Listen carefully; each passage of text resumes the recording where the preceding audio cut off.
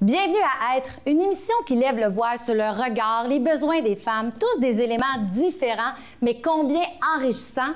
Et cette semaine, pour m'accompagner à l'animation, j'ai l'honneur d'être avec la grande pionnière du journalisme en direct au Québec, auteure, conférencière, la talentueuse Madame Jocelyne Cazin. Bienvenue à l'émission. Bonjour, bonjour Peggy, bonjour à tout le monde. Ça me fait vraiment plaisir d'être avec vous, d'être avec toi.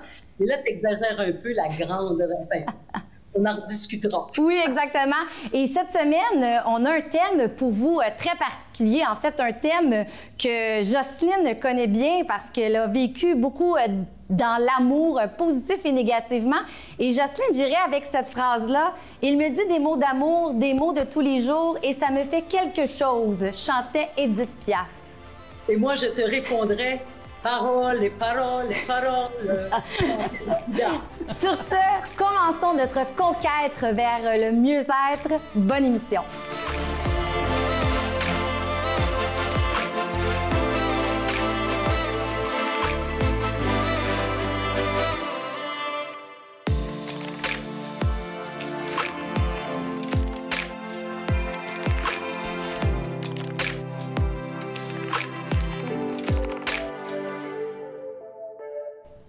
Pour le premier bloc avec notre thème « Être amoureux », les relations, le divorce, le mariage, on aborde ça aujourd'hui et j'ai de magnifiques invités sur le plateau. Je vais vous les présenter. Tout d'abord, la grande Ève Salvaille.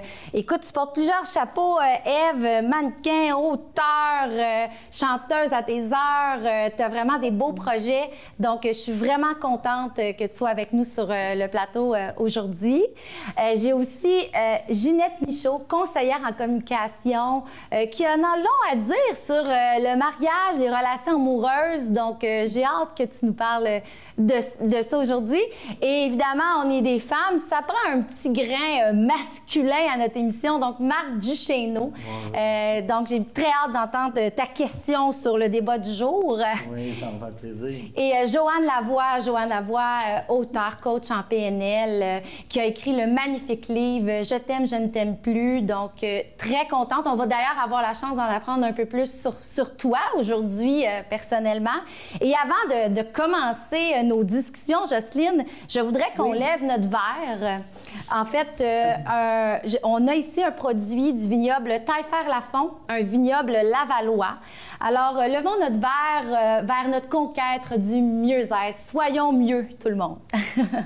En fait, on pourrait dire à la conquête de l'amour aussi. Ou encore mieux, à la quête de l'amour. J'adore ça, à la quête de l'amour. Et Jocelyne, on va commencer par poser des questions à Ève Salvaille. Ève, d'ailleurs, j'ai comme un scoop. Je voudrais commencer avec ça. Tu vas être porte-parole d'une journée très spéciale. Tout prochainement, ça va être annoncé. Donc, tu vas être porte-parole pour la journée des lesbiennes du Québec. Donc, je veux que tu nous parles de ça parce que tu as une mission à travers ça. Donc, comment tu vas jouer ton rôle de porte-parole? Eh bien, mon Dieu, je ne sais pas. Écoute, c'est vraiment un bel honneur d'avoir été demandé de faire ça. Puis j'espère de peut-être pouvoir aider en parlant de ma propre expérience. Puis c'est ça, je pense que c'est un super bel événement. J'ai vraiment hâte. Tu as vraiment un cheminement incroyable. Tu as fait ton apogée dans les années 90. J'ai été voir ton site Internet, Jean-Paul Gaultier. Plusieurs grands couturiers parlent de toi. Tu es une inspiration féminine parce que, évidemment, tu as osé être différente. Puis, je veux que tu me parles un peu de ça, de tes débuts jusqu'à aujourd'hui. Pour les gens, peut-être, qui ne te connaissent pas, là, comment tu as vécu tout ça, cette popularité-là? J'ai trouvé ça difficile d'être populaire. C'est très difficile parce que je viens de Matane, comme on disait tantôt. Je viens de Matane, puis c'est une petite ville quand même. Fait que là, tout d'un coup, j'étais propulsée à Paris puis à Milan, puis tout le monde connaissait mon nom, puis moi, je connaissais pas leur nom. C'était, pour ceux qui ne le savent pas, je suis mannequin. Puis j'ai été la muse de Jean-Paul Gaultier et de Gianni Versace pendant un petit bout de temps. Puis c'est ça, j'ai fait beaucoup dans le monde de la mode pendant quand même assez longtemps. Puis ça a été très difficile pour moi, d'accepter le fait que je sois gay aussi. C'était très difficile. Mais à un moment donné, je me suis rendu compte que peut-être que je pouvais aider en parlant de ces défauts de caractère que je considérais à ce moment-là, en dévoilant ce côté-là de moi. Oui, puis être populaire et aimer, est-ce que c'est possible? Ça me semble difficile, surtout, en plus, vous êtes gay, je ne sais pas si vous aviez fait votre coming out à ce moment-là, mais est-ce que c'est difficile d'aimer et d'être aimé, de trouver le vrai amour? C'est ça que j'ai trouvé le plus difficile, en fait, c'est de trouver le vrai amour, parce que les gens aimaient une image qu'ils voyaient dans les magazines, à la télévision, etc. Et plus tard, je suis rentrée dans un programme des 12 étapes parce que j'ai la joyeuse maladie de l'alcoolisme. Et en rentrant dans le programme des 12 étapes, je me suis rendu compte qu'il y avait beaucoup d'amour là-dedans, entre ces gens-là, ces autres alcooliques, que j'avais pas vécu avant. J'avais pas... puis même l'amour, difficile d'avoir une relation aussi en étant mannequin, parce que toute la journée, je me fais dire « t'es belle, t'es belle, t'es belle, t'es belle ». Donc, ça créait beaucoup de jalousie dans ma relation. Puis, j'ose demander, est-ce que tu t'es toujours aimé? Parce qu'on dit, avant d'aimer les autres, il faut s'aimer soi-même. À travers ce cheminement-là, comment tu as réussi à toujours garder confiance et à t'aimer en premier? Je pense que c'est ce qui est le plus difficile, c'est de s'aimer soi-même. Tu sais, on a tendance à y aller. Moi, je t'aime. Puis pendant longtemps, puis je parlais de ça avec... en tout cas, je parlais de ça tantôt, du coach PNL, comment ça m'a aidé beaucoup, parce que ça m'a appris à ne pas changer qui je suis pour être aimée. Donc, moi, j'entrais en relation, puis si t'aimais bleu, ben je vais aimer le bleu, parce que je voulais être aimée. Mais c'était comme ça. Tu sais, ça commence avec moi. J'ai su beaucoup plus tard. Heureusement, 50 ans, c'est pas trop tard. Il n'est jamais trop tard. 50 ans. Incroyable, t'es magnifique. Merci. Vu qu'on parle du livre et de ça, j'ai envie de m'en venir à toi, Joanne, parce que toi aussi, tu as un cheminement en amour assez inspirant, je vais dire ça comme ça, parce que c'est un peu comme Ève a dit, tu avais de la difficulté, tu étais un caméléon en relation, puis je veux que tu nous parles vraiment de toi puis de ton cheminement, tu en parles dans le livre, là, mais comment tu as réussi à t'aimer toi-même avant d'être amoureuse? Ça a été un long travail sur moi. Moi, je savais tellement pas qui j'étais que je devenais un peu l'ombrage de l'autre avec qui j'étais. Fait que si j'étais avec quelqu'un qui aimait la musique pop, j'aimais la musique pop. Si j'aimais quelqu'un qui aimait le rock, j'étais plus rock. Je m'habillais comme mes amis. Je devenais un peu l'ombrage des gens qui étaient autour de moi jusqu'à temps que j'apprenne à me connaître. Puis, tu sais, dans la relation amoureuse, il y a tout plein de patterns qui sont récurrents. Moi, j'avais le sentiment d'abandon très, très grand. Donc, quand j'avais l'impression que l'autre personne se retirait un peu pour être sûre de ne pas être abandonnée, j'abandonnais d'abord. J'ai tellement fait ça. J'ai eu beaucoup d'expériences suite à ça. Oui, l'abandonné qui est le déserteur, hein, c'est un peu ça. Exactement. Joanne, j'ai envie de vous demander, parce que vous êtes l'auteur du livre « Je t'aime ou je ne t'aime plus », est-ce que c'est pas le lot de la majorité des humains, ça? Je t'aime, je ne t'aime plus. Puis il y a une phrase que j'aime beaucoup, moi, qui dit « Suis-le, il te fuit, fuis-le, il te fuit ». Oui.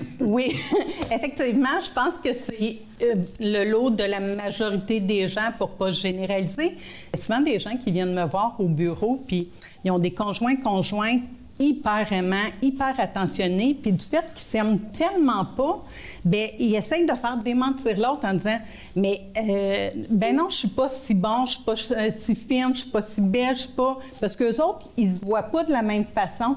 Fait qu'ils ont de la difficulté à accepter l'amour, qui est très beau et très sain, parce qu'eux se reconnaissent pas dans le regard de l'autre. Fait que je pense que c'est hyper important de s'aimer d'abord, et c'est une phrase qui est cliché, il faut s'aimer pour être en mesure d'aimer, mais je pense que c'est très vrai. C'est véridique. Il y a une petite phrase que j'aime beaucoup qui dit « T'es belle, t'es bonne, t'es capable ». Oui, c'est aussi, vrai. j'adore. Puis en parlant, Jocelyne, t'es bonne, t'es belle, t'es capable.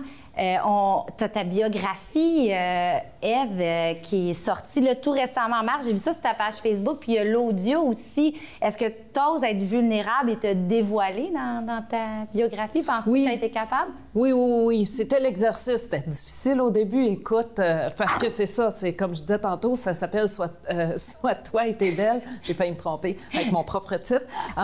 Qui est un jeu de mots avec Sois belle et tais-toi. Donc, j'ai décidé de dévoiler un peu, d'arrêter d'être belle puis de me taire, en fait.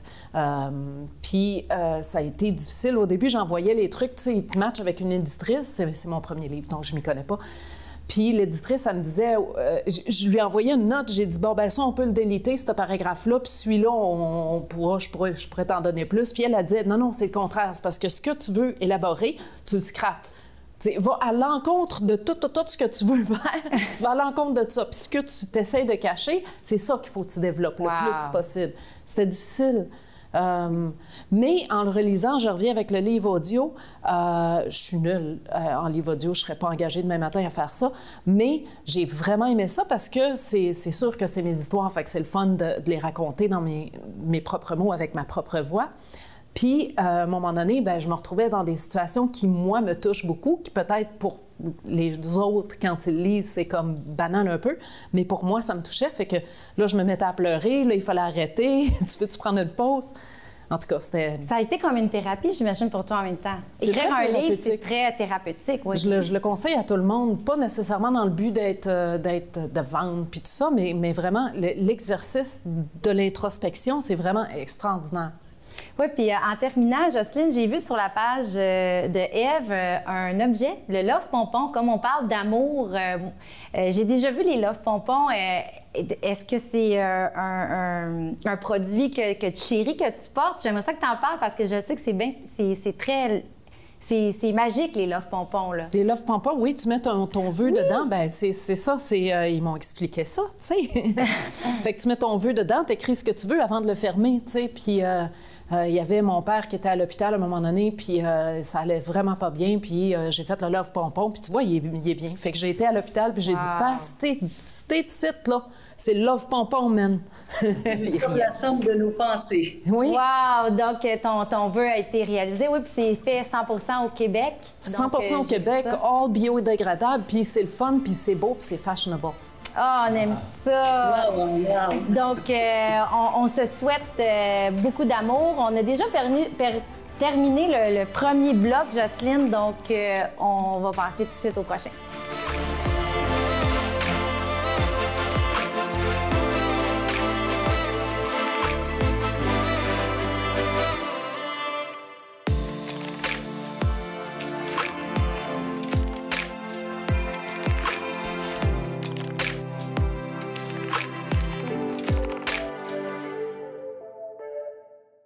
Mon bloc préféré de l'émission, le bloc où on a Marc Duchesneau avec nous, l'homme de la situation, entrepreneur en série, auteur. Donc, c'est quoi ta question cette semaine concernant l'amour? Je me pose la question, est-ce que les femmes tombent plus facilement en amour versus les hommes? Est-ce qu'ils ont une façon d'aimer, les femmes, différente que les hommes? Ah, bonne question. Mais Ginette, toi, tu as un parcours, je veux dire, jamais mariée. Je veux dire, tu me semblais me dire quand on se parlait hors d'onde que l'amour, tu as connu ça. Donc, je veux savoir ton point de vue par rapport à ça. Ah oui, mais moi, j'ai gardé mes ailes. Non, toute ma vie. Mais je pense que après quelques années de plus que 50 ans, ce n'était pas fait pour moi. L'amour? Non. Et l'amour et me marier. J'ai besoin de... Il faut que je respire. J'avais pas l'impression que je respirais quand j'étais en amour. J'adore les coups de foudre. Jocelyne aussi, je pense qu'elle aime les coups de foudre. Donc, je retrouve mon espace. Mais là, je me questionne, puis j'espère que je vais avoir une réponse de tout le monde ici. Qu'est-ce qui va arriver après la pandémie? Qu'est-ce qui va arriver avec c'est bon, regarde, je veux dire, la sexualité, on peut, regardez bien là, on va être vacciné, vermifugé, puis climatisé. Mais qu'est-ce qui va arriver après? Tu sais, je veux dire, est-ce qu'on saute dessus, on se pose pas de questions, ou ben on reste de même? Bien, en tant que célibataire, j'ai peut-être une réponse à ça. Ben, du moins, un point de vue, tout le monde sur le plateau. Ce que je peux dire, c'est que moi, je me suis séparée en pandémie. Donc, j'ai une super belle relation avec mon ex-mari. Puis, je dirais qu'on prend plus notre temps pour connaître les gens. On en a parlé dans une autre émission. Oui. On prend le temps de s'écrire par les réseaux sociaux. Et quand on a des rencontres, on les apprécie beaucoup plus. Puis, je pense que c'est une belle occasion, la pandémie, pour prendre notre temps. Sélectionner. Oui. Tu sais, je veux dire, quand on consomme à profusion, on va dans les restaurants un peu partout, c'est plus facile de consommer. Mais en pandémie, on va vraiment choisir la personne à qui on va accorder notre temps et avec qui on aimerait développer potentiellement l'amour. Parce que l'amour, ce que j'ai compris dans ton livre, Joanne, c'est que l'amour, ça se développe. Il y a une différence entre aimer et être amoureux. Donc, je pense que les gens vont être beaucoup plus amoureux à la fin de la pandémie. Moi, je pense qu'on devient amoureux. Dans le sens que ça s'apprend. Ça s'apprivoise comme le Petit Prince. En tout cas, si ça s'apprend beaucoup plus vite dans le temps de pandémie. Parce que les gens sont comme pognés à eux-mêmes. Ça fait plus d'1 an, là, présentement. Ouais. Puis, comme qu'a dit si bien Peggy, c'est qu'on choisit la personne, parce qu'avant des rencontres, on pouvait les faire au restaurant. Là, on est obligé de la faire chez soi. Donc, on veut s'assurer de qui qu'on rentre chez nous. Puis, il y a le confinement que la personne doit être partie à 8 h aussi. Ben, là, présentement, ça va être 9h30, mais c'est la réalité. Oui. Si je peux me permettre, d'abord, apparemment, d'après les statistiques, il n'y a jamais eu autant de divorces depuis 1 an parce que les gens ne sont plus capables de s'endurer et s'aiment de moins en moins. Ceci étant dit, moi, j'ai une grande question à Marc à poser. Est-ce que c'est pas devenu difficile d'aimer et de séduire dans cette société où il faut être vraiment, on dirait qu'on marche sur des œufs. Moi, je suis quelqu'un qui aime être séduite, puis très franchement, pour être séduite, j'ai l'impression... Ah ben justement, c'est mon amoureux qui m'appelle. Allô? Êtes-vous là? Oui, toujours. J'espère que vous êtes là. Ouais, non, mais c'est quoi, c'est mon amoureux. J'ai l'impression, je suis obligée d'aller à l'extérieur du pays pour être séduite parce qu'au Canada, au Québec, c'est devenu tellement compliqué. Les hommes ne peuvent plus toucher les femmes ne peuvent plus. Marc, est-ce que vous trouvez compliqué de trouver l'amour? Ben là, en période de confinement, je vais te dire, c'est très, très dur. En fait, il va y avoir plusieurs rencontres avant de développer même l'amour. Faut apprendre à se connaître, puis c'est weird, c'est différent, c'est pas facile. Puis en plus de ça, ben là, vous allez en Floride. Moi, j'aimerais être à votre place en Floride présentement. Je pense c'est mieux. Ah, ben non, le confinement me permet pas. Moi, l'ouvrage, j'en ai beaucoup. Mais c'est plus difficile aujourd'hui de rencontrer des gens. Puis, comme je disais tantôt, les gens sont renfermés. Puis là, on dirait que ils veulent tout. Là. Ils t'écrivent d'une façon, puis ils s'y prennent d'une autre façon. Puis, tu sais, c'est des fois, il faut juste sweeper, il faut passer à autre chose, même pas avant de rencontrer la personne. Mais est-ce que vous avez beaucoup d'attentes? En fait, oui, moi j'en ai beaucoup d'attentes, mais est arrivé une anecdote en 2020, donc mes attentes sont plus hautes, mais je suis quand même réserviste. Je suis plus timide aujourd'hui que je l'étais dans le passé. Fait que mes attentes sont beaucoup moins élevées. J'aurais envie de faire peut-être du pouce sur ce que Jocelyne disait. Avec la pandémie, effectivement, il y a eu beaucoup de séparations. Et en même temps, moi, le son de cloche que j'ai, c'est qu'il y a des couples qui se sont vraiment consolidés du fait d'avoir beaucoup plus de temps ensemble, de ne pas être éparpillés dans les 5 à 7, dans les activités des enfants, puis d'informations, puis dans tout ce qui est extérieur. Et ils ont réappris à se découvrir. Et la passion a été renouvelée, un peu comme un feu qui s'éteint tranquillement quand on l'alimente, il se rallume. Mais il y a aussi beaucoup de belles histoires qui se sont créées avec cette pandémie. Moi, je peux vous dire que j'étais une poule pas de tête avant la pandémie. Moi, dans mon cas, ça m'a permis de m'arrêter et de réaliser qui j'étais. Donc, c'est pas pour rien qu'on est dans la conquête du mieux-être. Je pense que les séparations et les divorces, souvent les deux, hein. Tu sais, c'est pas toujours de la chicane. Je pense que la pandémie nous a arrêtés pour qu'on puisse constater justement qu'est-ce qu'on veut faire. C'est quoi qu'on recherche comme complémentarité? Je sais pas si vous êtes d'accord. Je veux dire, un conjoint, un amoureux, c'est un complément aussi. On n'est pas obligé d'être pareil. Je veux dire, Jocelyne, tu es amoureuse. Tu pourrais peut-être nous en parler un petit peu? C'est-à-dire que moi, je peux pas. Je suis un peu comme Ginette. L'amour, pour moi, c'est relativement nouveau, même si j'ai vécu beaucoup de relations. J'ai vécu des relations homosexuelles, hétérosexuelles. Là, je vis une relation hétérosexuelle. Alors, si vous voulez me mettre une étiquette, je serais plus dans le rang des bisexuels. Je suis plus à l'amour qu'à l'homme ou à la femme.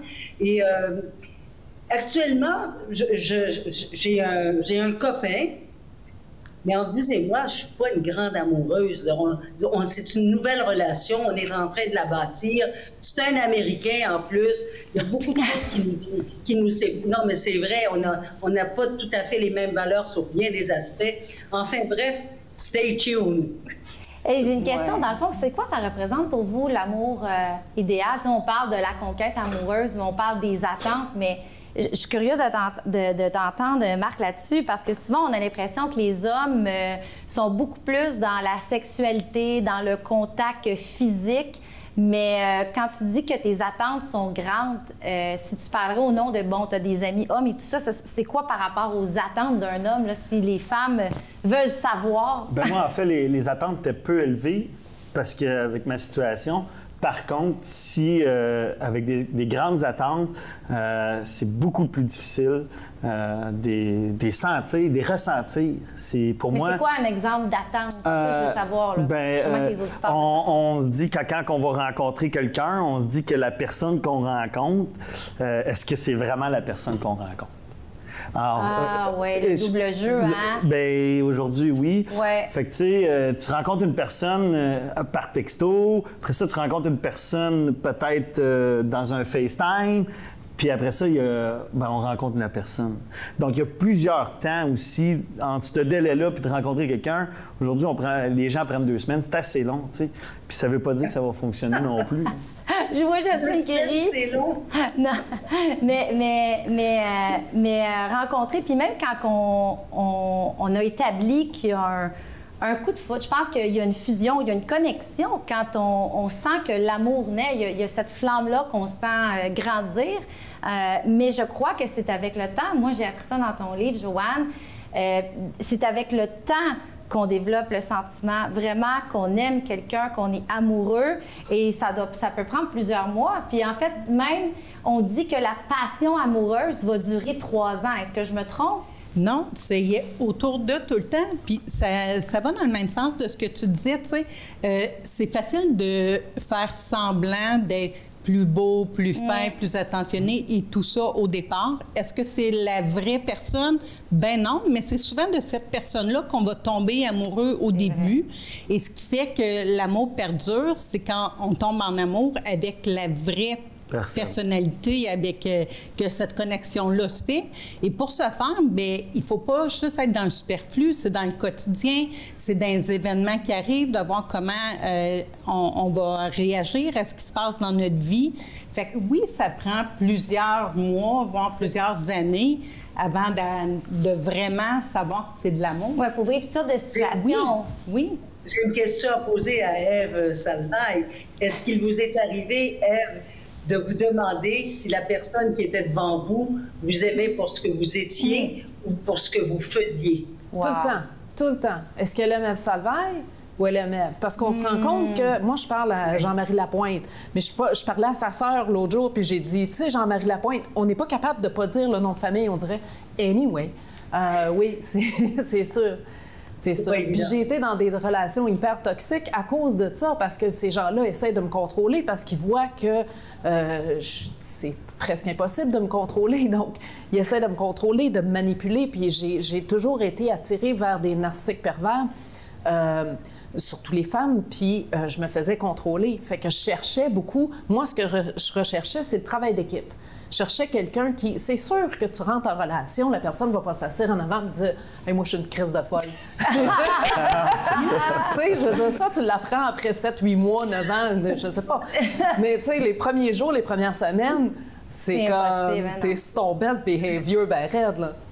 Fait que c'est ça. Vous êtes drôle. J'adore ça. Mais ce serait quoi tes trucs? Je veux dire, comme tu l'as vécu avec les pervers narcissiques, je veux dire, tu as sûrement développé des outils. Comment tu faisais par la suite pour détecter? C'est le temps, dans le fond? C'est le temps pour... Mais je reviens à coach PNL parce que moi, je le dis souvent, ça m'a vraiment sauvée. Mon coach PNL me disait, tu sais, quand tu arrives dans un club puis qu'il y a comme 3000 personnes, puis tu vois une personne à l'autre bout, puis tu as l'impression de la connaître, là. Cette personne-là, elle te connaît, puis toi, tu la connais, puis vous cliquez, là, puis il y a quelque chose de vraiment, là, comme aïe, aïe, elle sait, elle pense comme moi. C'est comme ça, c'est le narcissique pervers.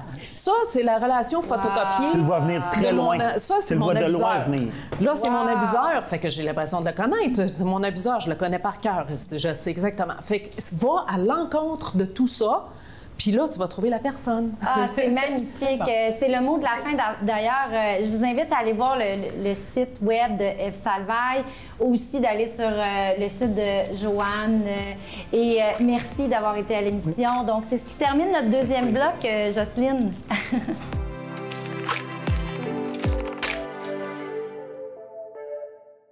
Jocelyne, merci d'avoir co-animé avec moi et j'invite les gens à te suivre sur les réseaux sociaux, sur ton site Internet. Tu as encore beaucoup de projets là, qui vont être dévoilés sous peu. C'est incroyable. Pas. Non, comme tu dis, tu n'es pas à la retraite, ni en retrait, loin de là. Et Jocelyne, pour terminer, j'ai envie de partager avec toi et avec les auditeurs à la maison une magnifique phrase de William Shakespeare. « Ce que l'amour peut faire, l'amour ose le tenter. » Je vous souhaite une merveilleuse conquête vers l'amour. À la semaine prochaine.